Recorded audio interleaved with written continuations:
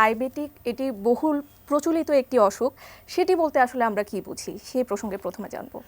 হ্যাঁ, আমার মনে হয় যে গত ২০ বছর ২ দশকে আমাদের দেশে ডায়াবেটিক রোগের এত প্রকটভাবে বেড়ে গেছে যে এটা সবারই একটা বোঝা উচিত এই জিনিসটা কি। ডায়াবেটিস একটা অসুখ, যে অসুখে আমাদের শরীর যে কোনোভাবেই তার যে সুগার বা চিনি এটাকে নিয়ন্ত্রণ করতে পারে না। আমরা যাই খাই, খাওয়ার পরে এটা যে হজম হওয়ার পরে পাকস্থলী থেকে ইন্টেস্টাইন বা ক্ষুদ্রান্ত্রে যায়, সেখান থেকে রক্তে যায়, লিভারে যায়।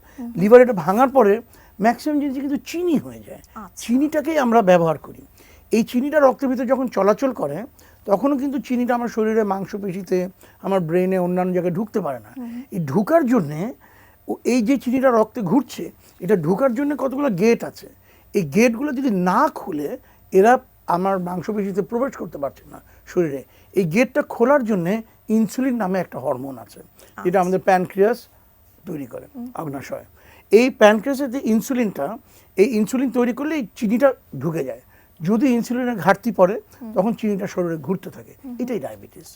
তার মানে ইনসুলিনের স্বল্পতা বা চিনিটার সদ্ব্যবহার করে যেটা রক্ত থেকে শরীরে চলে যাওয়ার কথা ছিল সেটা যেতে পারছে না।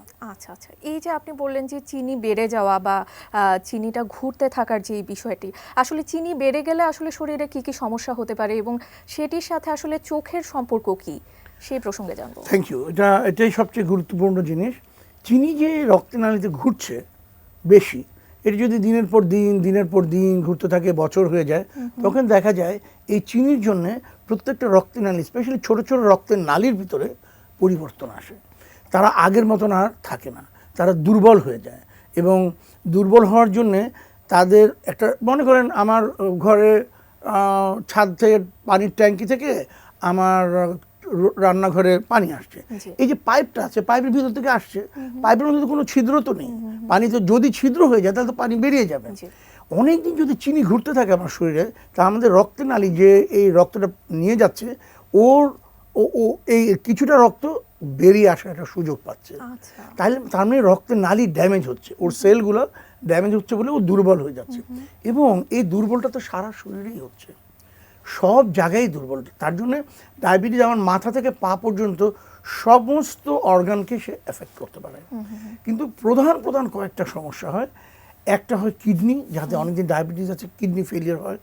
তারপরে পায়ের ভিতরে নার্ভগুলো নষ্ট হয়ে যায়, অবশ হয়ে যায়, এবং ঘা শুকায় না কোথাও যদি কেটে যায়।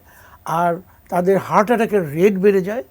কিন্তু দুর্ভাগ্যজনক চোখের ভিতরে যে ছোট ছোট রক্তনালী, এরা খুব বেশিভাবে এফেক্টেড হতে পারে, এবং তখন চোখের ভিতরে ব্লিডিং হয়। এবং আমরা ছবি দেখাবো, আসবো একটু পরে।